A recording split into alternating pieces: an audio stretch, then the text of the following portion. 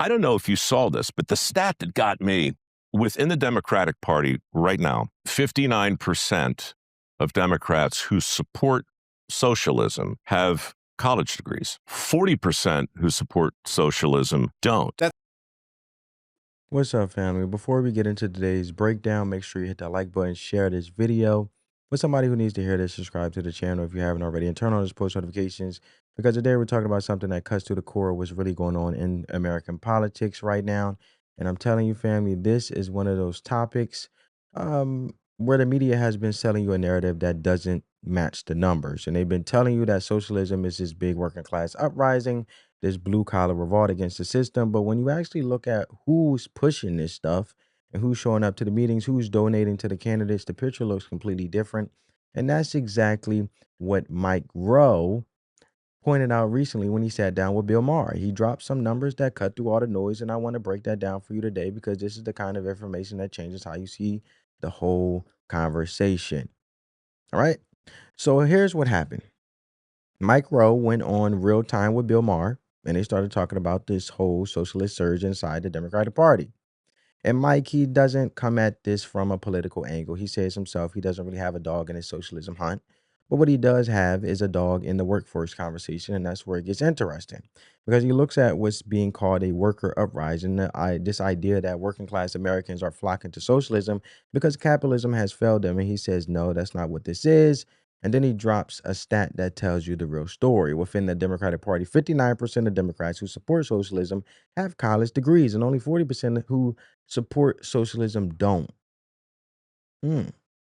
So think about that for a second. The people pushing socialism the hardest inside the Democratic Party are not the people working with their hands. They are not the people clocking in at factories or building things or fixing things or growing things.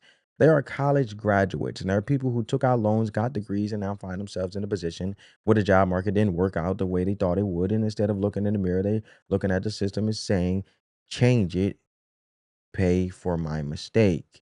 And let me pause right there because I want to be fair. A lot of people went to college because that's what they were told to do. From the time you were in elementary, the message is constant: go to school, get good grades, go to college, get a degree, get a good job. And that's the formula they sold to an entire generation. Teachers said it, parents said it, guidance counselors said it, politicians said it. Borrow whatever it takes, they said. Follow your dream. The degree will pay for itself, except it didn't. And now you got millions of people sitting on a mountain of debt with a piece of paper that doesn't guarantee them anything. And I get why that's frustration. I really do get why it's frustrating. If somebody told me to do something, I did it. I played by the rules and it didn't work out. I'll be pissed too. And Mike Rowe said the same thing. He said, I don't blame them, honestly. They took our advice and we said, borrow whatever it takes, go follow your dream and then go get your dream job. And that was a bunch of nonsense. He's right. It was bad advice. But here's the thing, family. Being frustrated about bad advice doesn't mean the answer is socialism. It doesn't mean the answer is tearing down a system that actually allows people to build something for themselves from the ground up, which is the American dream and the soul and the fabric of this amazing country. And this is where the numbers really start to tell the story. However, you also have to make sure that you're getting a degree that is viable and skillful that actually brings value into the job market, all right? Not basket weaving degrees. I shared your monologue from last week. Oh, yeah. I thought it was really important because you didn't accuse anybody of anything really. Just quoted. You quoted. Yeah.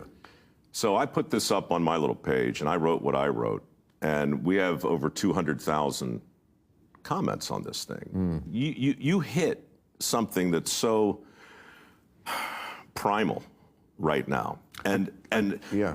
for me, I don't really have a dog in the big socialism hunt specifically, but I've got one in workforce. And when I look at 400,000 or 500,000 open jobs, and then I look at those 7 million able-bodied men not even looking at the jobs at all, and then I look at this whole conversation unspooling, I don't know if you saw this, but the stat that got me within the Democratic Party right now, 59% of Democrats who support socialism have college degrees. 40% who support socialism don't. So this thing that's being called a worker uprising, it's really not. No. It's not. This is happening because a lot of people with a really expensive credential are in the hole in a big way, and they're pissed. And I don't blame them. honestly. I mean, we can say what you want about it, but they took our advice, man. They took our advice. We said, borrow whatever it takes. Go follow your dream, and then go get your dream job. And that was a bunch of nonsense. Yeah, they don't want to borrow money to get a degree for a job that doesn't exist. And I don't want to lend them money that they'll never be able to pay back to get their credential for the job that No, I mean, some context on who's actually driving this thing. The Democratic Socialists of America, the DSA, the group that's been behind a lot of these primary challenges and left-wing candidates popped up across the country. And you look at their membership breakdown, and it's not even close. 80% of DSA members have bachelor's degrees. 35% have advanced degrees, master's degrees, law degrees, PhDs.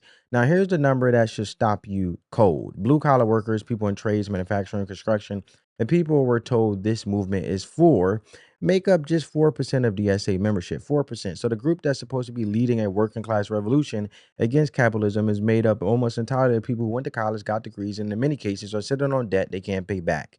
And that's not a worker uprising. That's elite disappointment dressed up in a revolutionary language. And look, I'm not saying there's anything wrong with having a college degree. Plenty of people went to college, got a useful degree, and are doing just fine. But let's be real about what's happening here.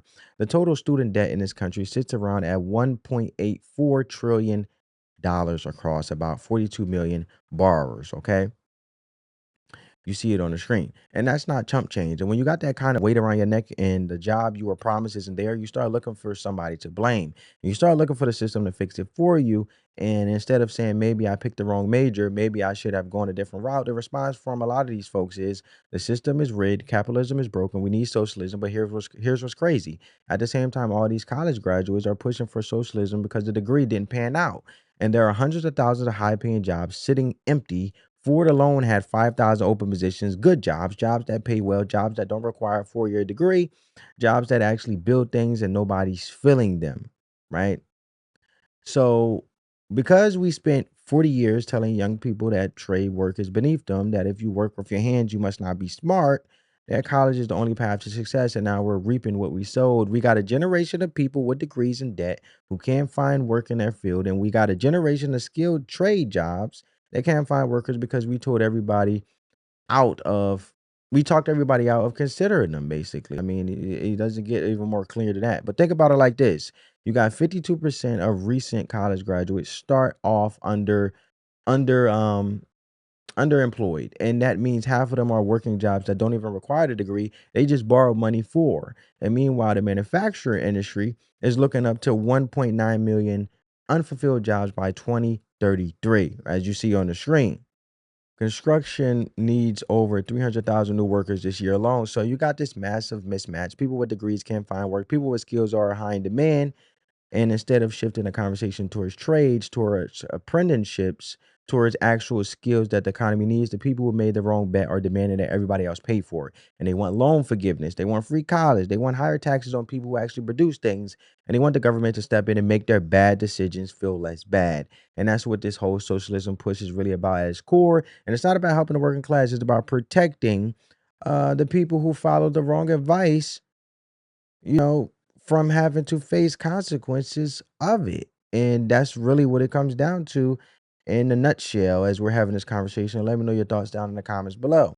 The radical left always does well among elites because the elites are insulated from the consequences of the policies that the extreme push. But the lower income people, the less educated, they experience the hell up close. The liberal elite, when things go bad, they can go move to a safer neighborhood. They can go to better schools. They have the freedom to leave the deteriorating public systems that when it all goes south under socialism, and they can avoid the street level disorder that blacks and Hispanics can't. So they can support radical candidates, pat themselves on the back for their expression of their heightened moral status. While the blue-collar folk, they live in the places affected by the property and violent crime. They rely on the public schools that go to hell because you guys adopt these grisly policy experiments on children under the name of diversity. So there you have it. And this is where the bigger conversation comes in. Because the people pushing this stuff, the ones with the degrees and the debt and the disappointment, they're not the ones who end up paying the price when these policies actually go into effect, right? That's the part that really gets me because Greg Gutfeld here said it perfectly when he was talking about this same topic. He said the radical left always do well among elites because elites are insulated from the consequences of these policies they push. The lower income people, the less educated, they experience the hell up close. And he's exactly right. You get these progressive elites living in nice neighborhoods, sending their kids to private schools, working remotely with private security if they need it, and they're out here pushing defunded police and open borders and higher taxes and all these experiments that sound great on paper, but destroy the communities where regular people live. And when things go bad under socialism, when the schools collapse, when the crime spikes, when the economy tanks, the elites can leave. They can move to a safer neighborhood. They can afford better schools. They can have the freedom to walk away from the mess they helped create it. But working class families, especially Black and Hispanic families in urban areas, also white families in urban areas as well, they can't just pick up and leave, right? So they live in the communities that get experiment on, unfortunately, and their kids go to schools that fall apart and they rely on public systems that get destroyed by these policies. And the people who push those policies are sitting somewhere safe, patting themselves on the back for how morally superior they are. And that's the part that makes a lot of Americans angry, family, and makes you angry for the simple fact of how the Democratic Party tries to act like they're so sympathetic and empathetic when they really can care less. Because you see this pattern over and over again, and you see the people who have never had to worry about where their next meal is coming from telling other people that capitalism is evil, and you see people who grow up with safety nets telling other people that they don't need to work hard, and you see people who benefited from the very system now they're now trying to tear it down, acting like they're fighting for the little guy, while the little guy is the one getting crushed by their policies. And the media plays along because most of them went to the same school and have the same degrees and live in the same neighborhoods and they're part of the same class. So they sell this narrative that socialism is a working class uprising that is about sticking up for the little guy, and that is the people versus the corporations. But the data tells a completely different story, right? Because the people showing up to the DSA meetings, and I want to show you this data here, right? And people running for office under that banner, the people donating to these candidates, they are not mechanics, they're electricians and construction workers. There are people with bachelor's degrees and master's degrees and laws degrees who are mad that the system didn't work out for them personally and want to burn it down instead of admitting they made a bad bet. Now, let me tell you about what Mike Rowe called the biggest political blunder in his lifetime, right? Because this is where it gets real. The Democratic Party right now is at a crossroads, and they got the DSA, Democratic Socialists of America, and these progressive activist groups pushing them further and further left. And instead of pushing back, instead of saying, no, we're not going to be the party that wants to abolish the police and open the borders and eliminate the Senate, a lot of Democratic leaders are welcoming them in. Gavin Newsom recently said the Democrats should be for addition, not subtraction. He said they need a big tent. You heard Chuck Schumer say that. We are a big tent. They need to welcome everybody and not police who belongs. And I understand the logic of that from a political strategy standpoint. You want to win elections, you need a coalition. But here's the problem. When you open a tent wide enough, you let people in who want to tear the whole thing down. And that's exactly what the DSA is about. Their platform includes things like open borders, abolishing police, abolishing prisons, abolishing Senate, abolishing the presidency, judicial branch, Supreme Court in this case, Credential, Supreme Court, same thing. These are not normal policy positions. These are radical proposals that will fundamentally change what this country is. And the DSA-backed candidates are winning primaries. They won in Michigan, Abdul Syed. They won in Colorado. They won in New York. These are not fringe candidates anymore. They're becoming the mainstream of the Democratic Party. And Mike Rowe looked at this and said, if Democrats keep going down this road, it will be the largest political blunder in his lifetime. And I think he's right. But here's the thing. The American people are not stupid. They can see what's happening. They can see the people pushing this stuff don't live like the people they claim to represent. And they can see that the policies being proposed would make their lives harder, not easier. And they can see that the people who are the loudest about socialism have never had to actually live under it. And every time a Democrat embraces a DSA-backed candidate or adopts a DSA-backed policy, they move further away from the working class voters they claim to care about. The non-college voters have been moving away from the Democratic Party for years now. And instead of wondering why, instead of adjusting their message to actually speak to the concerns of regular people, they keep doubling down on the same stuff. And they keep chasing the priorities of the laptop class, the college educated elites, the people who live in high cost zip codes and work remotely and never have to deal with the consequences of the policies they cheer for. And that's why you're seeing Democrats lose ground with working class voters across the board, Black voters, Hispanic voters, union voters, The people who used to be the core of the Democratic coalition are walking away because they can see that the party no longer speaks for them, and it speaks for the people with degrees and debt who want somebody else to pay their bills. So here's what this actually looks like in real life. You got a young person who graduates high school, decides not to go to college because they don't want the debt, or they got a skill they can turn into a career. They go into the trades, they become an electrician, a plumber, a welder, a construction worker. They work hard, they learn their craft. After a few years, they're making good money. Maybe they start their own business. Maybe they hire other people that are contributing to the economy. They're paying taxes, they're building something. Meanwhile, you got another young person who graduates high school, goes to college because that's what everybody told them to do, and they pick a major that sounds interesting but doesn't lead to a clear career path, borrows $40,000 or $50,000 or more, graduates, and can't find a job that pays enough to cover their loan payments. That person has been told their whole life they're smarter than a person who went into the trades, and they've been told that college is the only path to success. And now they're looking at their bills and looking at their job options and wondering what went wrong. And instead of saying, maybe I made the wrong choice, the political system tells them it's not their fault. It's the system, it's capitalism, it's the rich, it's the corporation somebody else needs to pay. And the message is very appealing when you're $40,000 in debt and working a job that doesn't require your degree. And I get it, I really do. But that doesn't make it true, and it doesn't make socialism the answer. So from my perspective, what we're really talking about here is accountability. And that word, that makes a lot of people uncomfortable. But at the end of the day, every choice has a consequence. You chose to take out the loan, you chose to major into something that doesn't pay, and you chose to follow a path that was sold to you by people who didn't have your best interest at heart. And those are real choices with real consequences. And the answer is not to tear it down, not to make everybody pay for your choice. And the answer is not to tear down the system that allows people to build wealth and create opportunities. The answer is to make better decisions or better choices, to tell young people the truth about what college costs and what it actually delivers, and to promote trade schools and apprenticeships and skilled labor as legitimate, honorable, profitable career paths. And stop treating people who work with their hands like they're somehow less than people who work with their brains, because the reality is we need both. And the people who are pushing socialism aren't trying to help the working class. They're trying to use the working class as a prop for their own political ambitions, and the working class is starting to figure that out. Now, to be fair, I want to acknowledge that the people who support these policies genuinely believe they're doing the right thing. They look at the inequality and they see injustice, and they look at poverty, they see failure of the system, and they look at student debt and they see a broken promise. Those are real problems. And the instinct to want to fix them is not evil. That instinct is not evil. But good intentions don't produce good policy. And when you look at the track record of socialism around the world, it's not a mystery how this story ends. Every country has tried socialism, has ended up with less freedom, less prosperity, and more suffering. And the people at the top they do just fine. And the people with connections do just fine. But regular people, the working class, the poor, the people who are supposed to help or be helped by these policies, they always end up worse off. That's not an opinion. That's not an opinion. That's history. And the elites who push these policies in America, they know that. But they also know that if it go bad, they won't be the ones suffering. They have the resources to protect themselves. They have the connections to get out. And they have the money to live somewhere else. And the people who suffer are the ones who can't leave. And the ones who don't have a safety net, the ones who trusted the system get left behind or got left behind.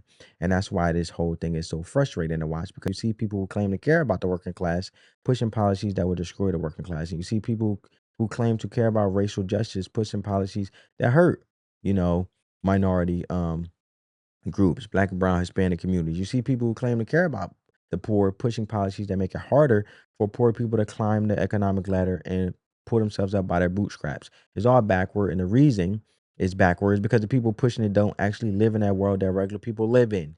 They live in a world of academic theory and political rhetoric and moral posturing, and they don't live in a world of missed rip payments and broken down cars and jobs that don't pay enough. They talk about systemic change and structural reform while regular people are trying to figure out how to get their kid to school and keep the lights on and make it to Friday. And that's the disconnect that's driving the political realignment we are seeing right now. So here's what I'm teaching you with all of this, family. I want you to understand that politics is not about slogans. It's not about what sounds good in the speech or what looks good on a bumper sticker. Politics is about who gets what and who pays for it. And when somebody tells you they want to give you something for free, your first question should always be who's paying for it, because somebody is, and there's no such thing as free lunch. There's no such thing as loan forgiveness without somebody covering the cost. There's no such thing as free college without somebody working to pay for it. And more often than not, the people who are offering you something for free are not the people who are going to pay for it, and they're the people who are going to make you pay for it while they take the credit. And the second thing I want you to take away from this is that the media narrative is almost never the full story. They want you to believe socialism is a working class movement because that makes it sound more legitimate. A worker uprising sounds heroic. A bunch of bored college graduates who can't find a job in their field and want the government to fix it sounds a lot less heroic. So they sell you the story that makes their side look good. And unless you look at the actual numbers, unless you dig past the headlines, you'll believe it. And that's why I always tell you to look at the data, look at who's actually showing up, look who's actually paying for things, and look at who benefits when a policy passes and who gets stuck with the bill. Because 9 times out of 10, the people who benefit the most are the same people who wrote the policy, and the people who pay the most are the ones who never had a voice in the conversation. And look, I know this is a heavy topic. I know it's easy to get frustrated and angry when you see the way things are going, but I want you to hold on to something. America has been through rough patches before, and we had bad ideas before. We had movements that seemed unstoppable before, and every single time common sense won out in the end. Not because the elites changed their minds, but because regular people stood up and said enough. Because regular people look at what was being proposed and realized it would make their lives worse, not better, because regular people paid attention and showed up, voted, and held their leaders accountable. And that's how it works. That's how it's always worked, and that's how it will work this time too. Because it requires you to pay attention, it requires you to think critically, it requires you not to just accept what you're told because it came from a trusted source or because it sounds good. It requires you to ask the hard questions. Who benefits, who pays, what happens when this doesn't work out? What's the backup plan? And the people pushing socialism don't have good answers to those questions because they haven't thought about them. They are operating on emotion, ideology, and wishful thinking is not a plan. And let me tie this to something that speaks to the bigger picture here. 2 Theologians, chapter 3, verse 10 through 11. The one who is unwilling to work shall not eat. That one hits hard, right, for this video because it speaks directly to the core attention. People who won't do the work themselves want to control the rewards of the people who do. And they tell you socialism is the working class rising up, and they tell you it's about justice and fairness and helping the poor. And it sounds right, it sounds good, it plays on your emotions. But then the other side comes, and when you examine the actual data, like on the screen, and when you look at who's actually driving this movement, when you look at the track record of socialism everywhere it's been tried, the picture changes completely. The first story sounds right until you hear the second story. And that's why it's so important to do your own research, to ask your own questions, to not just accept the first explanation you hear. Don't just accept what I'm saying, do the research as well. And let me know in the comments how you feel about it, having a productive conversation, because a lot of times the first explanation is designed to make you feel something so you don't think and you actually stop and think. So it's designed to make you feel something so you don't think, is my point. But you should think. And for those of you who aren't spiritual, let me give you life wisdom that applies the same way. Here it is.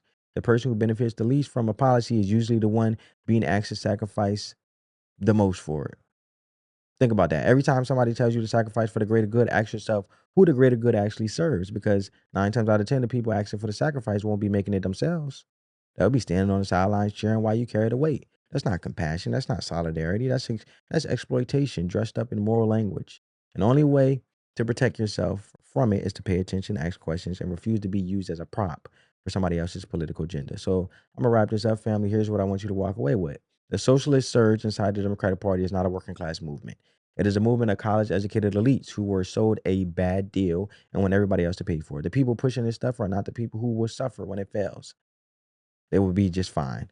They always are. The people who will suffer are the working families, the tradespeople, the folks in communities that can afford to escape the consequences. And the media is not going to tell you that because they're part of the same class. So it's up to you to see it for yourself. It's up to you to look past the narrative and look at the numbers, and it's up to you to make sure your voice is heard. Because at the end of the day, this country was built by people who work with their hands in their backs and their brains to create something from nothing. And that spirit is still here, still alive. And it's not going to be defeated by a bunch of disappointed degree holders who want to tear down what they couldn't build up. Let me know what you think in the comments, family. Do you think this socialist surge is really a working class movement, or is it just college educated elites trying to socialize their disappointment? I want to hear your thoughts. Hit that like button, share this video with somebody who needs to hear this breakdown. Subscribe to the channel if you haven't already. Turn on your push notifications so you don't miss the next one. Spread that peace, love, and positivity, family. Let the love supersede the hate. I'll catch you in the next one. Peace.